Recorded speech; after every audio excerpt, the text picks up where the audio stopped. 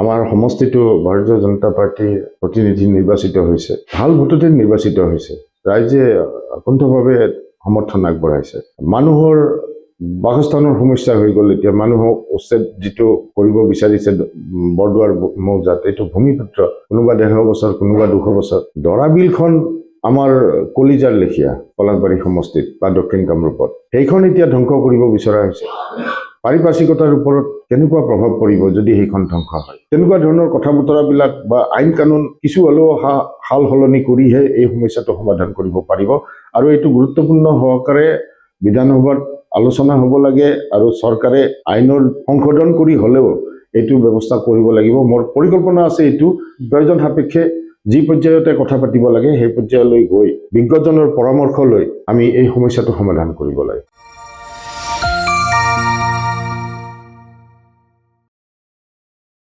নমস্কাৰ, মই পাৰ্থ। নিৰ্বাচন বিশেষ এই অনুষ্ঠানলৈ আপোনাক সকলোকে আদৰিছো। আজি মোৰ লগত আছে অসম জাতীয় পৰিষদৰ পলাশবাৰী সমষ্টিৰ প্ৰাৰ্থী শ্ৰী পংকজলোচন গোস্বামী। তেওঁৰ পৰা আমি জানিম তেওঁৰ অলপমান ৰাজনীতিৰ এই যাত্ৰাৰ বিষয়ে আৰু তেওঁ আগন্তুক নিৰ্বাচনত তেওঁ কেনেদৰে আগবাঢ়িছে তাৰ বিষয়ে। Sir, welcome to my show'. প্ৰথম মই জানিব বিচাৰিম যে আপোনাৰ এই যিটো ৰাজনীতিৰ লগত যিটো সম্পৰ্ক কেতিয়াবা আৰম্ভ হ'ল আৰু অকণমান যদি আমাক থুলমূলকৈ যদি আমাৰ দৰ্শকক কৈ দিয়ে।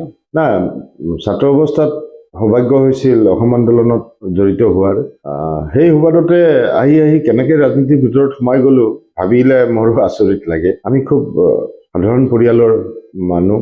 আমি কোনোবা দিনা এই পৰ্যায়ত ৰাজনীতি কৰিম এইটো কথা আমি 20 বছৰ আগত বা 25 বছৰ আগত কেতিয়াও চিন্তাই কৰিব পৰা বিষয় নাছিল। আমাৰ লেখীয়া মানুহৰ ঘৰৰ মানুহে এই পৰ্যায়ত ৰাজনীতি কৰাৰ কথা ভাবিব নোৱাৰে। আজিৰ যিটো অৱস্থা, তেনেকে আহি গ'লো আৰু তেনেকে আহি আজি নিৰ্বাচন খেলিবলগীয়া অৱস্থা হৈছে। 2026-ৰ যি ইলেকশ্যন 9 এপ্ৰিলত অনুষ্ঠিত হ'ব, আপোনাৰ সমষ্টিটোৰ যিটো আপুনি প্ৰাৰ্থিত্ব আগবঢ়াইছে, যদি অকণমান কয় যে ইয়াত আপোনাৰ ষ্ট্ৰেটেজি কেনেকুৱা ধৰণৰ, কি সমস্যাক লৈ পেলাই আপুনি আগবাঢ়িছে, ফ'কাছ পইণ্টবোৰ কি হ'ব? বহুত আশাৰে ভাৰতীয় জনতা পাৰ্টীৰ চৰকাৰ আনিলে 10 বছৰ আগতে। আমাৰ সমষ্টিটো ভাৰতীয় জনতা পাৰ্টীৰ প্ৰতিনিধি নিৰ্বাচিত হৈছে, ভাল ভোটতে নিৰ্বাচিত হৈছে। ৰাইজে অকুণ্ঠভাৱে সমৰ্থন আগবঢ়াইছে। কিন্তু এই 10 বছৰত নোহোৱা নোপোজা সমস্যা কিছুমানৰ উদ্ভৱ হৈছে সমষ্টিত। আৰু এই সমস্যাবিলাকৰ সৈতে আমি যিহেতু আপুনি ক'লোৱে, মই আগতে সামাজিকভাৱে আগৰ পৰাই জড়িত আছিলোঁ, তেনেকুৱা এটা অৱস্থাত আমি এই ৰাইজৰ সৈতে থকা এই সমস্যাবিলাকত আমি সোমাই পৰিলোঁ। যেনে মানুহৰ বাসস্থানৰ সমস্যা হৈ গ'ল। এতিয়া মানুহক উচ্ছেদ যিটো কৰিব বিচাৰিছে বৰদুৱাৰ মৌজাত, এইটো ভূমিপুত্ৰ, কোনোবা 150 বছৰ, কোনোবা 200 বছৰ। দৰাবিলখন আমাৰ কলিজাৰ লেখীয়া পলাশবাৰী সমষ্টিত বা দক্ষিণ কামৰূপত, সেইখন এতিয়া ধ্বংস কৰিব বিচৰা হৈছে। পাৰিপাৰ্শ্বিকতাৰ ওপৰত কেনেকুৱা প্ৰভাৱ পৰিব যদি সেইখন ধ্বংস হয়? তেতিয়াহ'লে মানুহৰ দৈনন্দিন কিছুমান সমস্যা আছে, এই সমস্যাবিলাকৰ প্ৰতি পিঠি দিয়া হৈছে। নতুন সমস্যা কিছুমানৰ সৃষ্টি হৈছে। ৰাস্তা ঘাট হৈছে আৰু শিক্ষানুষ্ঠানৰ কিছু বিল্ডিং হৈছে বা হ'ব, বনাই আছে।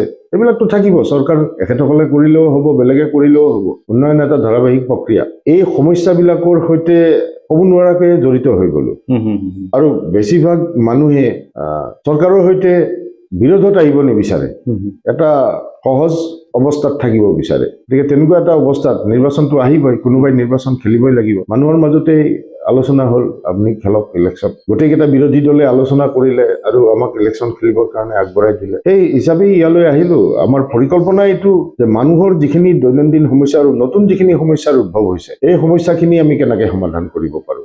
ইয়াত মই এটা বস্তু সুধিব বিচাৰিম যে বৰ্তমান দেখা গৈছে যে এই সমষ্টিটো বুলি নহয়, গোটেই অসমত এটা ডাঙৰ সমস্যা হৈছে যে বনৰীয়া হাতীৰ উপদ্ৰৱ বুলি ক'লো, উপদ্ৰৱ।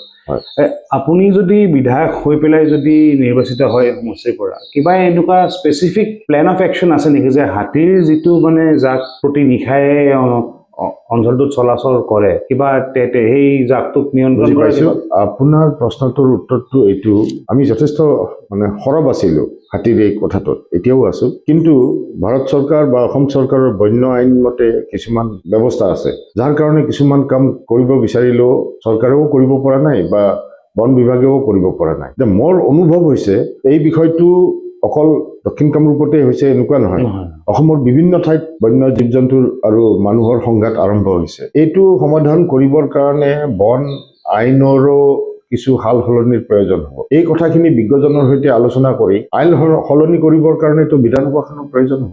গতিকে মই সেই দৃষ্টিকোণেৰে লক্ষ্য কৰিছো। মই আৱেগিকভাৱে কথা ক'ব বিচৰা নাই। আমাৰ অৰ্থনীতি ধ্বংস হৈছে।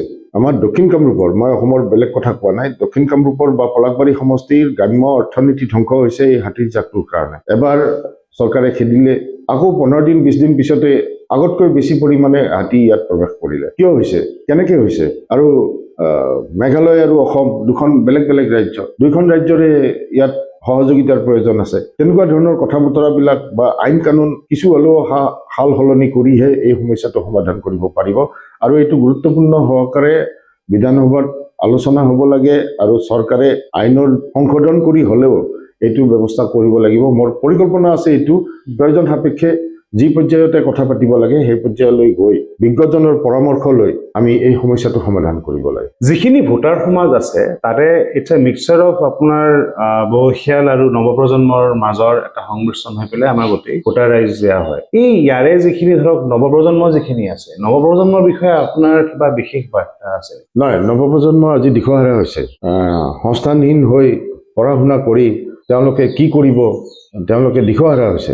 চৰকাৰেও আঁচনি লৈছে বহুত, কিন্তু চৰকাৰৰ আঁচনি কৰ্মসংস্থাপন দিয়াৰ পৰিৱৰ্তে এইটো যেন ৰাজনৈতিক সংস্থাপনৰ লেখীয়া এটা কথা হৈছে যে মোৰ লগত 10জন ডেকা ল'ৰা আছে, তেওঁলোকক মই আঁচনিত অন্তৰ্ভুক্ত কৰি জীৱন সাৰ্থক কৰিলোঁ। সেইবিলাক মনিটৰিঙৰ কোনো ব্যৱস্থা নাই। যি চৰকাৰে কৰিবই লাগিব, চৰকাৰেই সহায় কৰিব লাগিব, মই বেয়া হোৱা বুলি মই কোৱা নাই, কিন্তু তেওঁলোকে এইবিলাক মনিটৰিং নকৰি মাত্ৰ ৰাজনীতিৰ ক্ষেত্ৰত এই ল'ৰাখিনি তেওঁলোকৰ লগত আছে নে নাই সেইটো কথাতেই বেছি গুৰুত্ব দি আছে। কিন্তু তেওঁলোকৰ যিটো শোষণ বঞ্চনা চলি আছে, আজি আপুনি দেখিব পলাশবাৰী সমষ্টিত বহুজাতিক কোম্পানীৰ বহু উদ্যোগ প্ৰতিষ্ঠান পলাশবাৰী সমষ্টিত গঢ়ি উঠিছে, পাৰিপাৰ্শ্বিকতা ধ্বংস কৰি প্ৰকৃতিৰ ভাৰসাম্য ধ্বংস কৰি এইবিলাক হৈছে, সেইটো এটা বেলেগ বিষয়। কিন্তু ইয়াত যে হাজাৰ হাজাৰ ডেকা ল'ৰা গাভৰু ছোৱালী বা কৰ্মত নিয়োজিত হৈ আছে, তেওঁলোকক শোষণ কৰা হৈ আছে। 12 ঘণ্টা ডিউটি কৰে, তেওঁলোকে যিখিনি পাৰিশ্ৰমিক পাব লাগে সেইখিনিৰ পৰা বঞ্চিত হৈ আছে, যিখিনি সা সুবিধা লেবাৰ আইনে দিছে সেইখিনিৰ পৰা বঞ্চিত হৈ আছে। মই এইটো এটা গুৰুত্বপূৰ্ণ বিষয়। বহু হাজাৰ ডেকা ল'ৰা, বহু হাজাৰ কৰ্মীয়ে ইয়াত কাম কৰি আছে। এইখিনিৰ কাৰণে মই কিবা এটা কৰিব বিচাৰোঁ আৰু এইটো আইনৰ ভিতৰত থাকি মই কৰিব বিচাৰোঁ। মই আপোনাক এটা পাৰ্চনেল কথা এটা সুধিব বিচাৰিছোঁ যে আজিকালি প্ৰায় দেখা যায় যে যেতিয়া এই নিৰ্বাচন আহে, এজন প্ৰাৰ্থীয়ে তেওঁৰ যিজন একদম ক্লজেষ্ট কণ্টেষ্টেণ্ট থাকে বা ৰাইভেল থাকে, তেওঁৰ লগত এই বোকা চতিয়া ৰাজনীতিত তেওঁলোক মিলিত হোৱা দেখা যায়। আপোনাকো সুধিব বিচাৰিছোঁ যে আপুনি আপোনাৰ যিজন ক্লজেষ্ট ৰাইভেল আছে এই ইলেকশ্যনত, তেওঁক আপুনি জ্যেষ্ঠজন হিচাপে কি পৰামৰ্শ দিব যাতে এটা নিকা এখন নিৰ্বাচন অনুষ্ঠিত হৈ যাব, এটা কণ্টেষ্ট এটা হয়? কিছুমান প্ৰক্ৰিয়া আওপুৰণি হৈছে, মানুহ বুজা হৈছে। মই ৰাজনীতি কৰিছোঁ কাৰণে মোৰ বিৰোধী প্ৰতিযোগীগৰাকীক মই কুকুৰে কাঁইট নোখোৱাকৈ গালি পাৰিম, সেইটো মানুহে এতিয়া ভাল নাপায়। এটা সময় আছিল তেনেকুৱা হৈছিল। মই তেখেতক যিকেইজন আমাৰ সৈতে প্ৰতিযোগিতাত আছে তেখেতসকলক শুভেচ্ছা দিছোঁ। আৰু যোৱাবাৰ মই নিৰ্বাচন খেলিছিলোঁ, তাৰ আগমুহূৰ্তত মই ছ'চিয়েল মিডিয়াত এটা অনুৰোধ জনাইছিলোঁ প্ৰতিগৰাকী প্ৰাৰ্থী যে আমি পলাশবাৰীৰ কাৰণে নিৰ্বাচন খেলিছোঁ, আমাৰ নিৰ্বাচনী দৌৰৰ কাৰণে যাতে জনসাধাৰণৰ কোনো ধৰণৰ অশান্তি নহয় আৰু সকলো ক্ষেত্ৰতে শান্তি সম্প্ৰীতি আৰু সহযোগিতাৰে যাতে এক প্ৰতিযোগিতা হয় সেইটোৰ প্ৰতি গুৰুত্ব দিছিলোঁ। গতিকে মোৰ তেনেকুৱা কোনো কথা নাই। উচ্চাৰতনা বা অন্য ধৰণে সেৱা কৰি পেলাই কাৰোবাক সেৱা কৰি নিজে মানুহৰ মাজত উজ্বলি উঠিবৰ তেনেকুৱা প্ৰয়াস মোৰ আগতেও নাছিল, এতিয়াও নাই, ভৱিষ্যতেও নাই। মোৰ শুভেচ্ছা তেখেতসকলৰ লগত আছে, ব্যক্তিগত সম্পৰ্ক তেখেতসকলৰ লগত মোৰ খুবেই ভাল। এইটো মাত্ৰ প্ৰতিযোগিতা, এইকেইদিন। ইয়াৰ পিছত আকৌ আমি একেলগে কাম কৰি ধৰক মই জিকিলোঁ, এইটো নহয় যে মই তেখেতসকলৰ পৰামৰ্শ নলওঁ। ভাৰতীয় জনতা পাৰ্টীৰ সকলে কিন্তু বিৰোধীৰ পৰামৰ্শ নলয়, কাৰণ সৰ্বদলীয় বৈঠক শব্দটো আজিকালি নাহেই। এইটো স্বৈৰাচাৰিতাৰ এটা বা গণতন্ত্ৰত এইটো এটা ডাঙৰ পৰিৱৰ্তন আনিছে তেওঁলোকে, যিটোৰ প্ৰয়োজন আছে। মই কিন্তু সমষ্টি পৰ্যায়ত হ'লেও মই বিৰোধী আটাইৰে সৈতে আলোচনা কৰিহে সিদ্ধান্ত ল'ম, কাৰণ ৰাইজ তেওঁৰ লগতো আছেতো। গতিকে আলোচনাৰ মৰ্মে যেন এটা সহমতত আমি কিছু কাম কৰিব পাৰোঁ, কিছুতো ব্যতিক্ৰম থাকিবই, তাৰ মাজত মেজৰ যিখিনি কথা বতৰা আছে সেইখিনিত যাতে সহমতত কাম কৰিব পাৰোঁ, সেই দৃষ্টিভংগীৰে মই আগবাঢ়িম। ইণ্টাৰভিউটো শেষ কৰাৰ আগতে দুটামান জাষ্ট আৰু কথা সুধিব বিচাৰিছোঁ যে প্ৰথমতে হ'ল যে আমাৰ যিখন দক্ষিণ কামৰূপ এই যিটো অঞ্চল আছে, এই অঞ্চলক কালচাৰেল হাব বুলি কোৱা হয় কামৰূপত। আপুনি যদি জিকে আপুনি হেৰি কৰাৰ পিছত ইয়াত কালচাৰেলি ইয়াক আৰু ষ্ট্ৰং কৰাৰ কাৰণে কিবা পদক্ষেপ গ্ৰহণ কৰিব নেকি? এতিয়া সময় হৈছে আমাৰ পৰম্পৰাগত আৰু আমাৰ ঐতিহ্যমণ্ডিত সংস্কৃতিক ৰক্ষা কৰা। সকলোবিলাকতে কি আধ্যাত্মিক, কি কালচাৰেল, কি সাংস্কৃতিক বা সকলোবিলাক ক্ষেত্ৰতে কিন্তু এক বিজতৰীয়া প্ৰভাৱ পৰিছে। এইবিলাক আমাৰ লেখীয়া মানুহবিলাকে যিবিলাকৰ ফলোৱাত থাকে সকলো দলৰে আছে। আমি কিন্তু মুখ খুলি কথা ক'ব লাগে। আমি মুখ খুলি কথা নকওঁ। এখন সাংস্কৃতিক মঞ্চ উদ্বোধন কৰিব গ'লো, তাতে অসাংস্কৃতিক আৰু বিজতৰীয়া সংস্কৃতিৰ প্ৰয়োভৰ হ'ল। সেইখন মঞ্চই ফিটা কাটি থৈ গুচি আহিলো, গামোচা পিন্ধি গুচি আহিলো, এটা শব্দও নকলো যে কমিটিখনে বেয়া পাব, সেইকাৰণে নকলো। ক'ব নোৱাৰাকে মানুহে কি গ্ৰহণ কৰিছে, কি ত্যাগ কৰিছে, কোনো আলোচনা বিলোচনা নাই।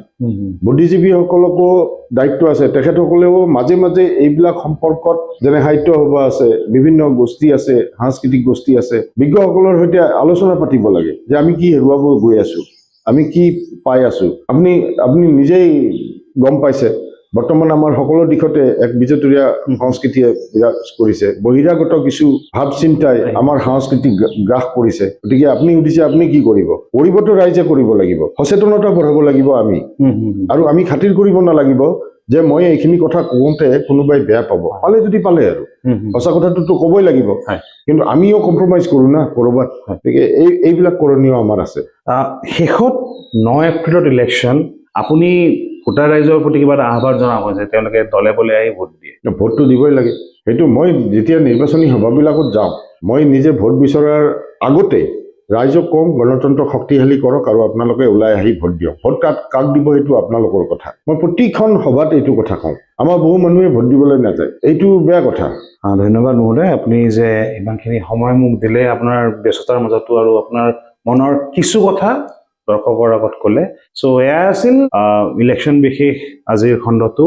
তেখেতে কোৱাৰ দৰে 9 এপ্ৰিলত যাতে সকলো দলে বলে ওলাই গৈ ভোট দিয়ে আপোনাৰ পচন্দৰ প্ৰাৰ্থীজনক। আকৌ লগ পাম এই বিশেষ অনুষ্ঠানত। তেতিয়ালৈকে চাই থাকিব, ভালে থাকিব, সুখলে থাকিব। ধন্যবাদ, নমস্কাৰ।